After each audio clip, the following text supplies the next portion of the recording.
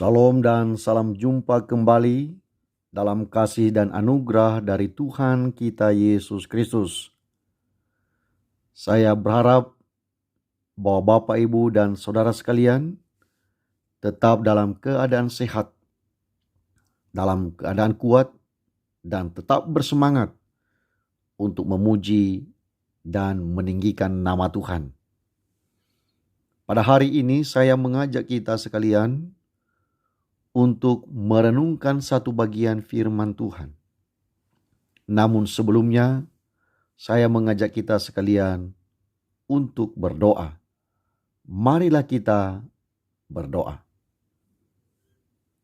Kami bersyukur kepadamu ya Tuhan, karena Engkau yang selalu menolong, membimbing dan menyertai kami semua sampai hari ini. Tolong kami Tuhan ketika kami belajar firman-Mu. Beri kepada kami kemampuan untuk mengerti dengan baik. Dan berikan kepada kami kekuatan untuk mempercayainya dan melakukannya dalam hidup sehari-hari. Ampunilah segala dosa dan pelanggaran kami dan layakkan kami mendekat kepada Engkau. Dalam nama Tuhan Yesus kami memohon. Amin. Hari ini saya mengajak kita sekalian untuk belajar tentang karya Roh Kudus yang menjadi meterai bagi orang percaya. Roh Kudus menjadi meterai bagi orang percaya.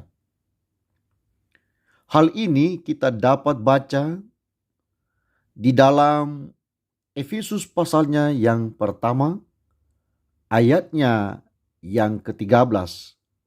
Beginilah bunyi firman Tuhan. Di dalam Dia kamu juga, karena kamu telah mendengar firman kebenaran, yaitu Injil keselamatanmu. Di dalam Dia kamu juga, ketika kamu percaya, dimeteraikan dengan Roh Kudus yang dijanjikannya itu. Demikian pembacaan firman Tuhan. Berbahagialah setiap kita yang membaca dan merenungkan sabda Tuhan dalam hidup sehari-hari. Sangat jelas berita yang disampaikan oleh Alkitab bahwa ketika kita percaya kepada Yesus, maka dimeteraikan dengan Roh Kudus. Pertanyaannya, apa artinya dimeteraikan dengan Roh Kudus? Menurut salah satu situs teologi reform, dimeteraikan dengan Roh Kudus memiliki makna dan pengertian yang khas. Perhatikan dengan baik beberapa arti meterai berikut ini. Yang pertama, arti meterai yang pertama adalah menjamin sifat asli dari sesuatu. Sekali lagi, menjamin sifat asli dari sesuatu. Jadi, kalau kita dimeteraikan dengan Roh Kudus, itu menjamin bahwa kita betul-betul adalah anak Allah. Untuk lebih jelasnya, mari kita baca penjelasan yang lengkap seperti yang ditulis oleh Rasul Paulus kepada jemaat yang ada di Roma. Roma pasalnya yang ke-8, ayat 14 sampai dengan ayatnya yang ke-17. Beginilah bunyi firman Tuhan. Semua orang yang dipimpin Roh Allah adalah anak Allah. Sebab kamu tidak menerima roh perbudakan yang membuat kamu menjadi takut lagi. Tetapi kamu telah menerima roh yang menjadikan kamu anak Allah.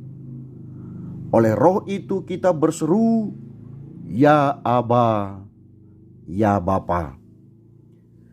Roh itu bersaksi bersama-sama dengan roh kita bahwa kita adalah anak-anak Allah.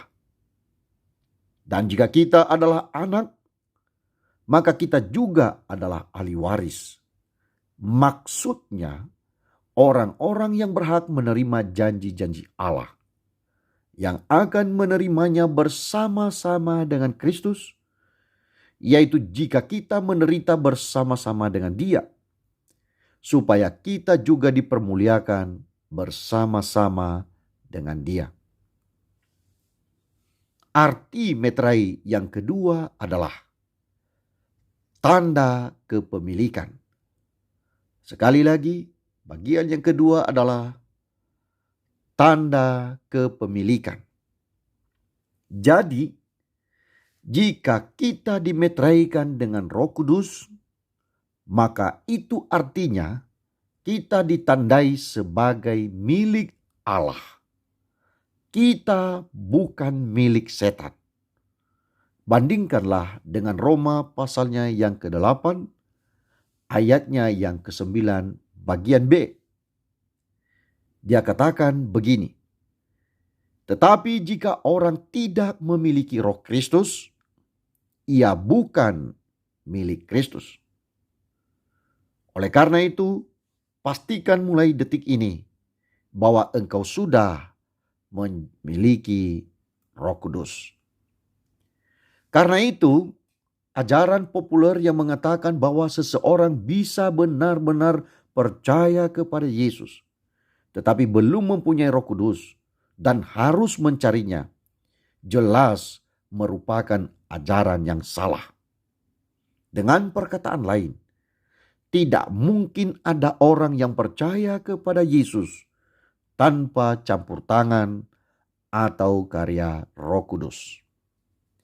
Oleh karena itu, kita harus semakin teguh di dalam kepercayaan kita bahwa iman kita kepada Kristus tidak akan sia-sia. Bahkan segala hal yang kita harapkan dari apa yang dijanjikan Kristus kepada kita juga pasti tergenapi. Sekarang kita adalah benar-benar milik Allah dan sekaligus sebagai anak Allah. Status ini kita dapatkan bukan karena pekerjaan dan usaha kita, melainkan semata-mata karena karya Roh Kudus. Kita telah dimeteraikan sebagai anak-anak Allah, dan hal itu tidak akan berubah. Sifatnya permanen dan terikat pada hukum-hukum yang ditetapkan oleh Tuhan sendiri. Selanjutnya, kita harus hidup secara hati-hati karena Roh Kudus ada bersama dengan kita. Dialah yang memberi kepastian bahwa kita bukan milik setan atau bukan bagian dari kerajaan kegelapan. Sebab itu mari terus berjuang untuk melawan pengaruh kuasa kegelapan. Sebaliknya, kita juga harus berjuang untuk hidup sebagai anak-anak Allah yang hidup dalam terangnya yang ajaib. Camkan dan ucapkanlah ini dalam hatimu. Saya harus bersyukur karena Roh Kudus menjadi meterai untuk iman dan kepercayaan saya kepada Tuhan Yesus. Saya bersyukur karena semua janji-janji Tuhan akan saya terima di masa mendatang. Saya bersyukur karena saya sudah diberi tanda bahwa saya benar-benar anak Allah. Saya bersyukur karena saya adalah milik Allah yang dijaga, yang dipimpin, yang dipelihara, yang diselamatkan, dan akan terus diberikan hal-hal yang baik oleh Tuhan. Terpujilah nama Tuhan selama-lamanya. Amin. Marilah kita berdoa. Kembali kami bersyukur kepadamu Tuhan, karena Engkau mengingatkan kami bahwa kami sudah dimeteraikan dengan Roh Kudus. Meterai yang tidak akan berubah, akan tetap abadi selama-lamanya. Kami percaya akan kitab suci. Kami percaya kepada Tuhan. Dan kami percaya akan pimpinan Roh Kudus. Karena itu kami percayakan kehidupan kami sepanjang hari ini. Berkati kami seluruhnya. Buatlah kami berhasil. Kemanapun kami pergi. Kemanapun kami melangkah. Kemanapun kami lakukan berbagai pekerjaan. Tuhanlah yang memberkatinya. Ini hidup kami serahkan kepadamu. Dalam nama Tuhan Yesus kami memohon. Amin.